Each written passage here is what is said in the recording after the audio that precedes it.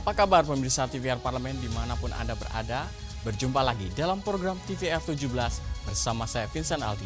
Tepat pukul 17 waktu Indonesia Barat kami hadirkan kepada Anda sejumlah informasi paling baru dan menarik seputar kinerja dan kegiatan DPR RI yang telah disajikan oleh redaksi TVR Parlemen. Dan pemirsa TVR Parlemen, inilah TVR 17 selengkapnya.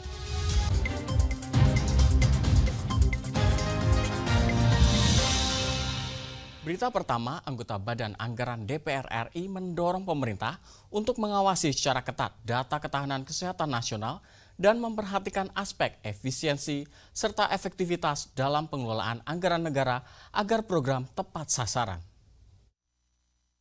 Anggota Badan Anggaran DPR RI Neti Prasetyani mendorong pemerintah mengawasi secara ketat data dan memperhatikan aspek efisiensi serta efektivitas dalam pengelolaan anggaran negara agar program tepat sasaran. Ia mendorong Badan Gizi Nasional yang baru dibentuk mampu menurunkan stunting sesuai target yang telah ditetapkan. Termasuk dibentuknya kementerian atau lembaga baru atau badan baru. Di sini ada Badan Gizi Nasional. Jangan sampai kemudian anggarannya besar 71 triliun tapi tidak tahu bagaimana caranya agar mengalokasikan anggaran 71 triliun ini betul-betul untuk bisa menurunkan stunting yang sampai akhir pemerintahan Pak Jokowi masih 21,5% padahal targetnya 14%. Seperti itu.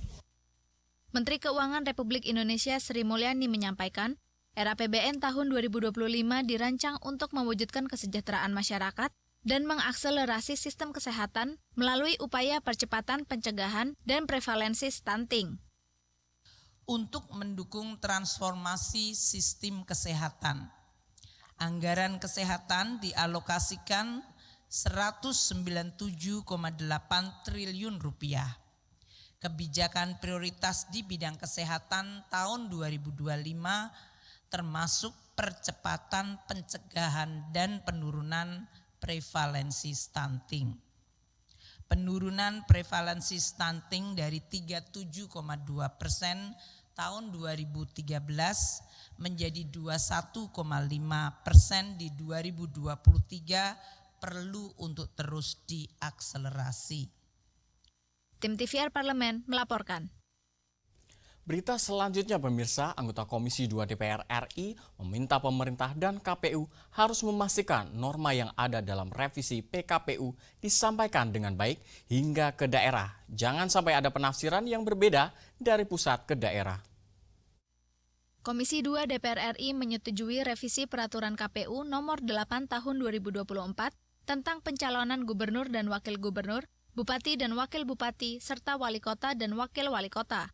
Untuk itu, program sosialisasi terkait aturan tersebut harus ditingkatkan hingga ke daerah, sehingga tidak ada perbedaan aturan dari pusat sampai daerah, termasuk ambang batas syarat pencalonan kepala daerah dan masa jabatan. Perlu dilakukan sosialisasi ya ke daerah. Jangan sampai nanti ke daerah itu ada perbedaan penafsiran terhadap PKPU yang baru. Contoh soal misalkan soal syarat kan ada norma DPT, misalkan DPT ada yang kalau 1 juta berapa persen suara sahnya, kemudian kalau 250.000 di tengah kabupaten berapa dan seterusnya, itu sudah disebutkan. Jadi jangan sampai ada salah tafsir. Kemudian ada salah satu ini yaitu soal masa jabatan ya, secara umum orang yang sudah menjabat gubernur dan sejenisnya itu atau bupati atau kepala daerah yang lain itu kalau di atas 2,5 tahun atau setengah masa jabatan atau lebih itu dihitung satu masa jabatan. Nah ini cara berhitungnya nggak boleh berbeda-beda antara yang di kabupaten satu dengan kabupaten lain, provinsi satu dengan provinsi yang lain, ya kan? Nah penafsir paling yang paling sahih dalam KPU ya KPU pusat. Syarat pencalonan bukan hanya soal threshold, namun juga soal syarat pribadi calon kepala daerah. Nurbani, TVR Parlemen, melaporkan. Berita berikutnya pemirsa, anggota Komisi 9 DPR RI mendesak pemerintah untuk mengambil langkah serius untuk menangani kasus cacar monyet atau monkeypox agar penyebarannya tidak lebih luas lagi. Komisi 9 DPR RI mendorong pemerintah melakukan pendeteksian dini dalam menghadapi penularan monkeypox atau cacar monyet yang telah ditetapkan sebagai kedaruratan kesehatan global oleh World Health Organization atau WHO. Anggota Komisi 9 DPR RI Edi Wuryanto mengatakan telah terkonfirmasi 88 kasus tersebar di Indonesia. Perlu langkah serius pemerintah untuk mencegah penyebaran lebih luas lagi. Ia mendorong Kementerian Kesehatan segera memperkuat sistem surveillance kesehatan untuk mendeteksi secara dini dan melaporkan setiap kasus monkeypox yang terjadi di setiap daerah. Ini saya kira harus menjadi perhatian serius bagi pemerintah. Maka tracer kasusnya harus segera dilakukan. 88 kasus itu kemudian diisolasi, dikarantina, agar tidak menular pada orang lain. Kemudian keluarga terdekatnya divaksinasi, ya kalau bisa 2 kali, biar tidak menyebar ke orang lain dan dia punya imunitas yang cukup agar tidak terkena. Lalu juga penting bagi negara ini pintu masuk negara, bandara, pelabuhan, terutama yang di negara Afrika, Thailand yang kasusnya tinggi, ini harus di-screening. Lebih lanjut, Edi berharap pemerintah dapat memastikan ketersediaan dan distribusi sumber daya medis yang cukup bagi fasilitas kesehatan, termasuk alat pelindung diri, obat-obatan, dan fasilitas isolasi khususnya di daerah dengan tingkat penularan monkeypox yang tinggi. Rifki Makdudi, TVR Parlemen, melaporkan. Ambisi masyarakat Indonesia untuk menyelesaikan pendidikan setinggi-tingginya seolah tak sejalan dengan langkah pemerintah. Terbaru, sebanyak 84 perguruan tinggi swasta terancam ditutup karena dianggap tidak lolos akreditasi. Kami hadirkan informasi selengkapnya sesaat lagi, tetaplah di TVR 17.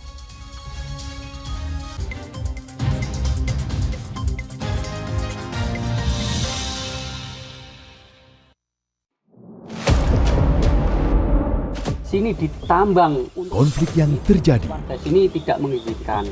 masalah yang tersisihkan menjadi kesenjangan sosial.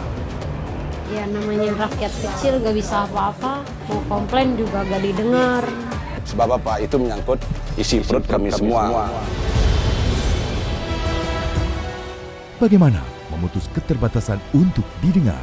Jadi kalau misalnya masyarakat sudah merasa tidak lagi ada yang memperjuangkan aspirasinya, maka masyarakat memang sangat berhak untuk meminta dewan yang mewakili mereka di parlemen. Kami menyusuri batas-batas peristiwa, mengurai berbagai polemik yang terjadi, meluruhkan suara-suara marginal, menjadi nyata dalam setiap aspirasi, melaksanakan tugasnya sebagai wakil rakyat. Saksikan Aksi Dewan setiap hari Senin dan Rabu pukul 10.30 waktu Indonesia Barat hanya di TVR Parlemen. DPR RI memiliki fungsi diplomasi dalam menjalankan politik luar negeri sesuai dengan pasal 116 Undang-Undang MD3. Kontribusi aktif BKSAP DPR RI memainkan peranan penting dalam memenangkan persaingan global melalui IPU, IPA, IPPF, IPA, dan PUIK. BKSAP memiliki komitmen yang tinggi dalam krisis kemanusiaan dunia. Fungsi diplomasi dijalankan untuk mendukung upaya pemerintah dalam melaksanakan politik luar negeri.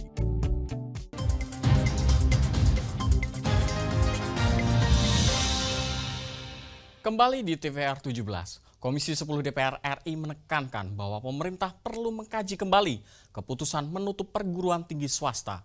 Apalagi Indonesia saat ini juga tengah berjuang untuk meningkatkan presentase lulusan perguruan tinggi di tingkat Asia Tenggara. Simak liputan mendalam yang telah dirangkum oleh tim redaksi TVR Parlemen dalam segmen editorial Parlemen berikut ini.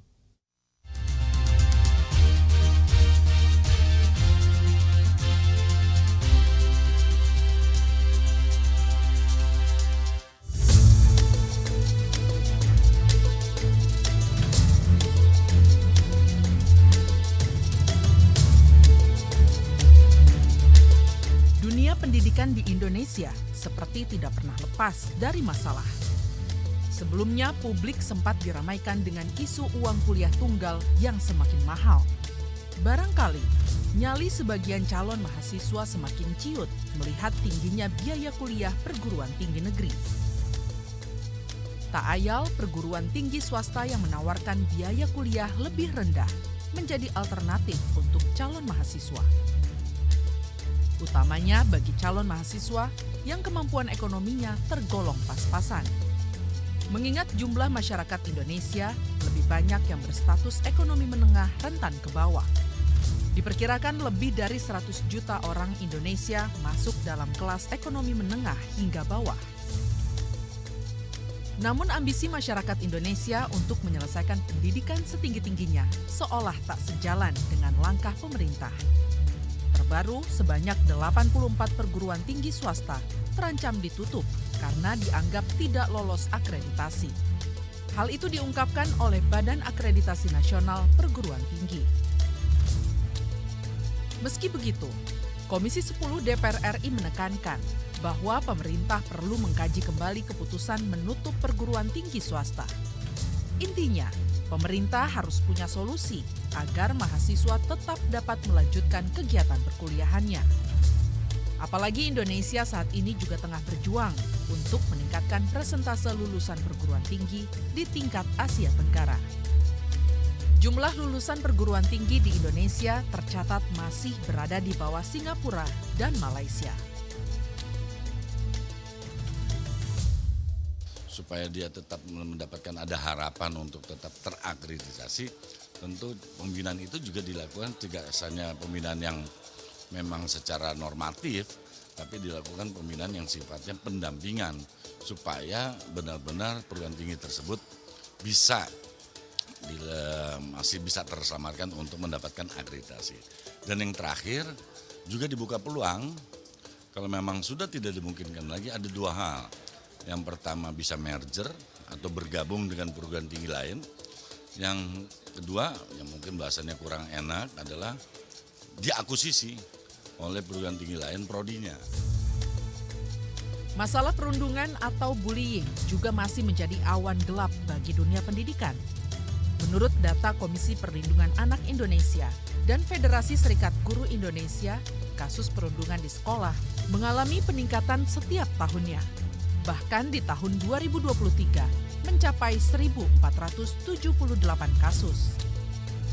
Tahun ini kasus perundungan di lingkup pendidikan kembali jadi sorotan tajam, menyusul kasus bunuh diri dari seorang mahasiswa perguruan tinggi di Semarang, Jawa Tengah. Mahasiswi itu diduga menjadi korban perundungan oleh teman kampusnya. Oleh karenanya, pihak Kemendikbudristek diminta dapat memberi perhatian khusus untuk melakukan pengawasan serta sosialisasi terkait perundungan.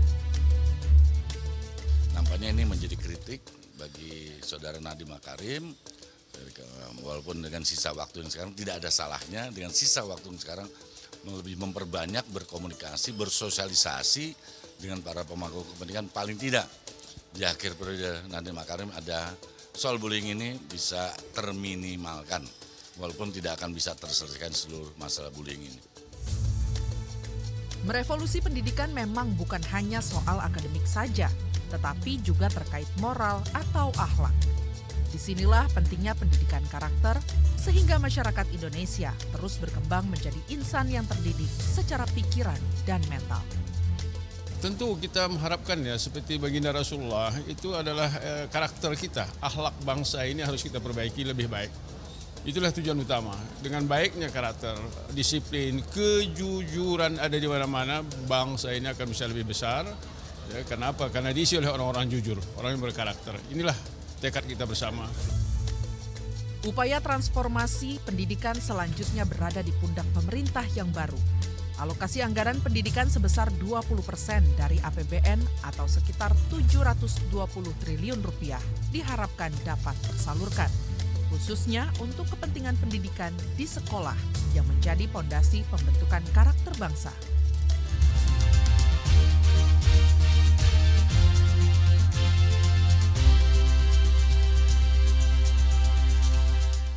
Peningkatan alokasi anggaran pendidikan di RAPBN 2025 dibandingkan dengan APBN 2024 harus dikelola secara maksimal agar terdampak pada penguatan mutu pendidikan. Informasi selengkapnya jangan kemana-mana, tetaplah di TVR 17.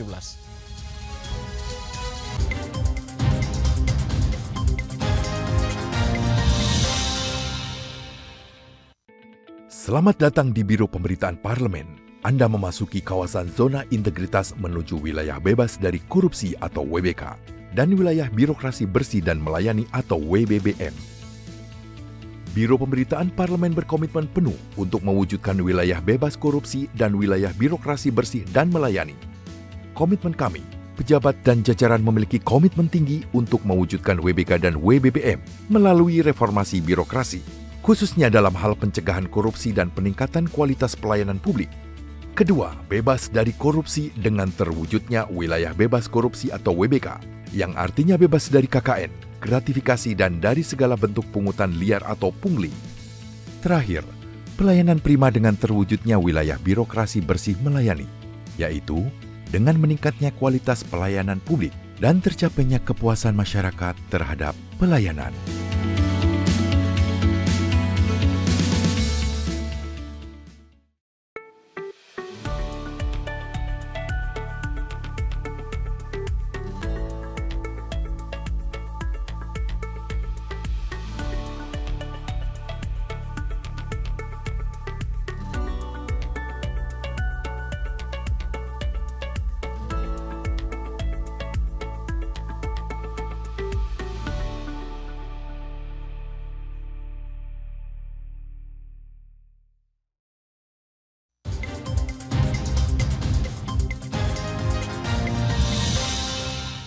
Kembali di TVR 17, sebagai presentasi dari fungsi pengawasan, Panja Biaya Pendidikan terus melakukan monitoring dan pengawasan agar dapat menghasilkan rekomendasi bagi tata kelola pendidikan di tahun mendatang, sehingga peningkatan anggaran pendidikan di RAPBN 2025 dirasakan dampaknya oleh masyarakat. Untuk selengkapnya, berikut laporan rekan kami, Hendra Sunandar, dari Senayan, Jakarta.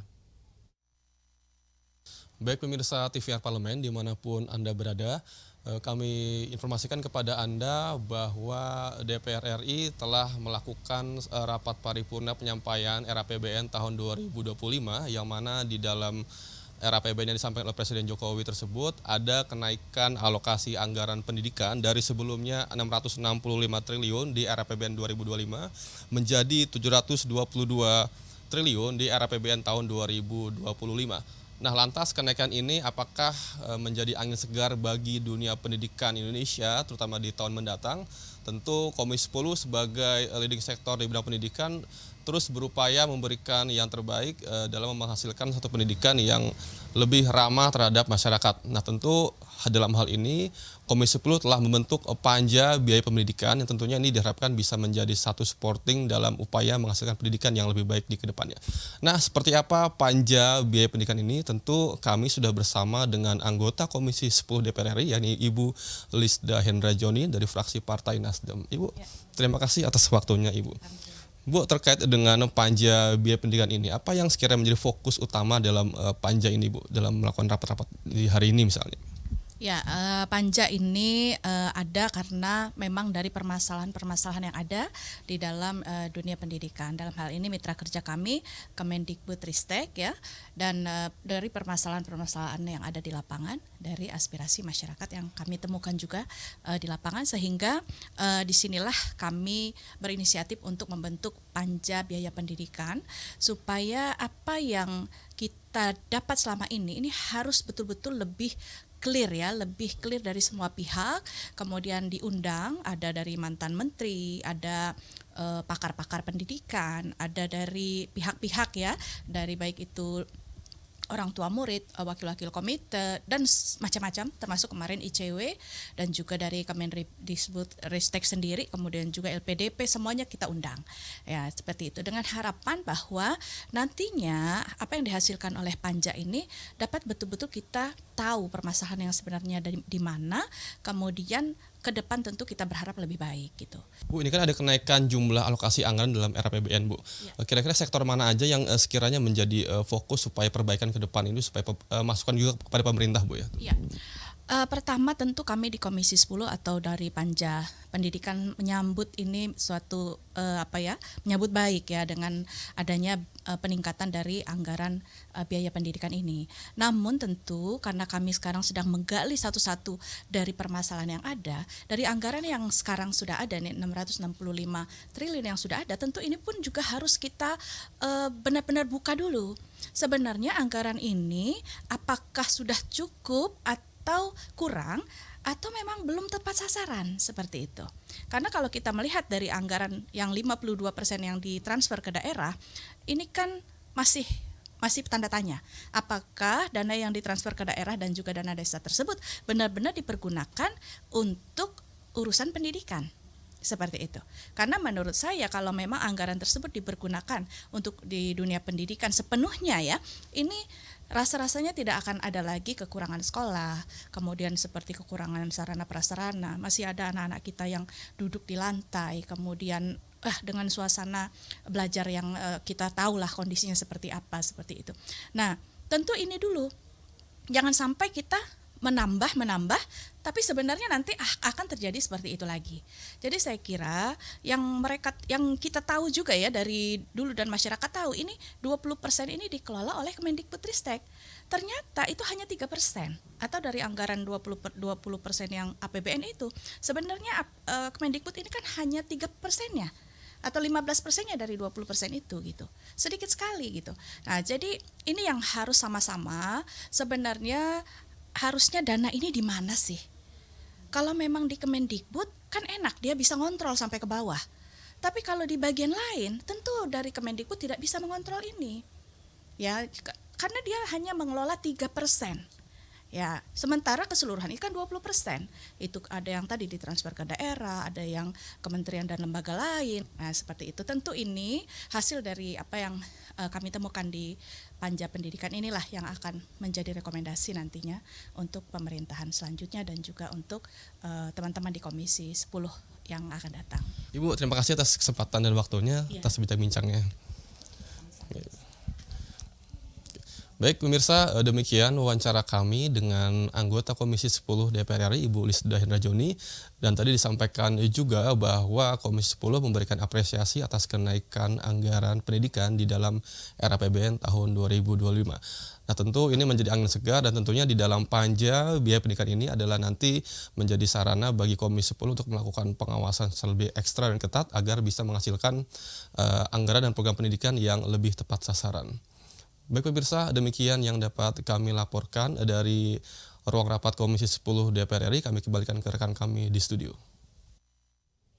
Selanjutnya pemirsa, apa saja yang menjadi sorotan di media online nasional pada hari ini? Usai jeda tetaplah di TVR 17.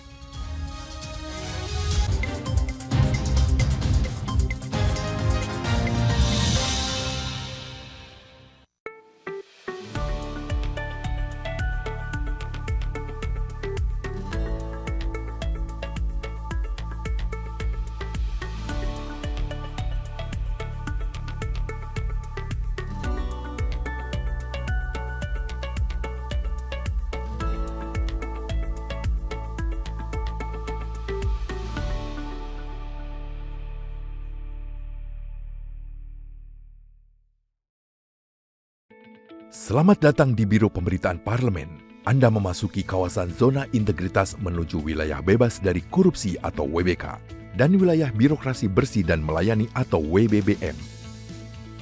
Biro Pemberitaan Parlemen berkomitmen penuh untuk mewujudkan wilayah bebas korupsi dan wilayah birokrasi bersih dan melayani. Komitmen kami, pejabat dan jajaran memiliki komitmen tinggi untuk mewujudkan WBK dan WBBM melalui reformasi birokrasi, khususnya dalam hal pencegahan korupsi dan peningkatan kualitas pelayanan publik. Kedua, bebas dari korupsi dengan terwujudnya wilayah bebas korupsi atau WBK, yang artinya bebas dari KKN, gratifikasi dan dari segala bentuk pungutan liar atau pungli. Terakhir, pelayanan prima dengan terwujudnya wilayah birokrasi bersih melayani, yaitu dengan meningkatnya kualitas pelayanan publik dan tercapainya kepuasan masyarakat terhadap pelayanan.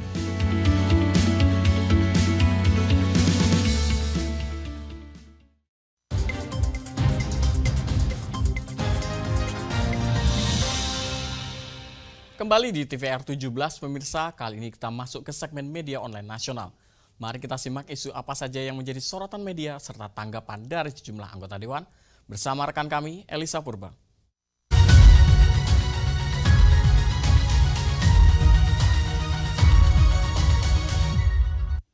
Baik, terima kasih rekan Vincent dan selamat sore pemirsa. Mari kita simak apa saja yang menjadi sorotan, yang menjadi headline di media online nasional pada hari ini. Berita pertama dari DPR RI yang dukung produksi insulin lokal untuk penderita diabetes guna tekan obat impor. Dapat Anda saksikan di layar kaca Anda pemirsa, ada beberapa headline dari media online nasional yang menyoroti anggota Komisi 9 DPR RI Rahmat Handoyo dukung terobosan besar dunia kesehatan Indonesia yang kini mampu memproduksi insulin lokal pertama untuk penderita diabetes. Keberhasilan ini dinilai memiliki potensi besar untuk mengurangi ketergantungan Indonesia pada impor insulin. Sebagaimana kita ketahui pemirsa bahwa insulin berbahan baku lokal ini telah resmi masuk dalam formularium nasional. Ini berarti dapat ditanggung oleh Jaminan Kesehatan Nasional BPJS Kesehatan. Tentu hal ini disambut baik oleh DPR RI karena dapat membantu meringankan beban masyarakat, khususnya penderita diabetes. Nah, insulin lokal ini tidak hanya akan membantu menurunkan biaya pengadaan obat melalui pengurangan impor, tetapi juga membuka peluang besar bagi pengembangan lebih lanjut di bidang farmasi dalam negeri. Mari kita simak headline selanjutnya dari media online nasional, yakni pembagian rata kuota haji tidak sesuai dengan tujuan DPR dan Presiden. Bisa kita saksikan pemirsa di layar kaca Anda? Dari beberapa headline di media online, di sini disebutkan anggota Panitia Khusus Hak Angket Penyelenggaraan Haji DPR RI Wisnu Wijaya menilai pembagian rata kuota haji tambahan kepada jemaah reguler sebanyak 50% dan jemaah khusus 50% ini tidak sesuai dengan persetujuan DPR dan juga Presiden. DPR RI telah menekankan agar kuota haji tambahan ini diprioritaskan buat lansia reguler. Tujuan DPR mempersoalkan pembagian kuota haji tambahan untuk mengurangi masa antre yang panjang. Sebagaimana kita ketahui bahwa Presiden Joko Widodo memperhatikan masa antrean yang panjang untuk bisa pergi ibadah haji dengan menghubungi Perdana Menteri Arab Saudi Mohammed bin Salman agar bisa mendapatkan kuota tambahan guna memperpendek masa antrean jemaah reguler. Nah pemirsa, itu tadi headline di media online pada hari ini, yakni DPR RI dukung produksi insulin lokal untuk penderita diabetes guna tekan obat impor, serta pembagian rata kuota haji tidak sesuai dengan tujuan DPR dan Presiden. Sekian dari saya Elisa dan kembali ke rekan Vincent.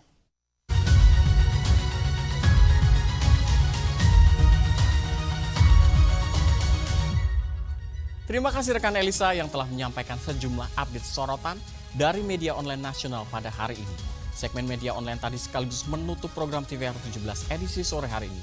Saya Vincent Aldi beserta seluruh kru TVR Parlemen yang bertugas mengucapkan terima kasih dan pamit undur diri dari hadapan Anda.